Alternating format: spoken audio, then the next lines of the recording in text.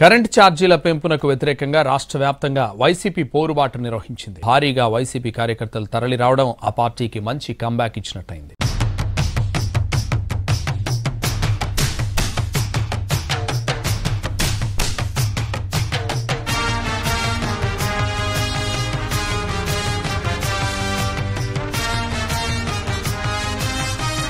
ఈ రోజు వచ్చిన 6 నెలల లోపునే 2 సార్లు విద్యుత్ ఛార్జీలు పెంచి దాదాపు 15,000 కోట్ల భారం ప్రజలపైన వేయడం జరిగింది.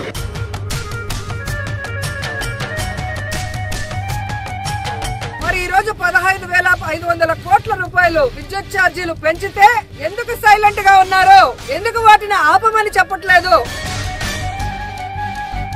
15,000 కోట్ల పైచలకు 2 విడతలుగా పెంచారు. కోట్ల రూపాయలు ఇవాళ ప్రజల మీద భారం వేస్తున్నారు. సామాన్యుడి నడ్డి మీద ఇవాళ మీరు కొడుతున్నారు. ఇది దుర్మార్గం.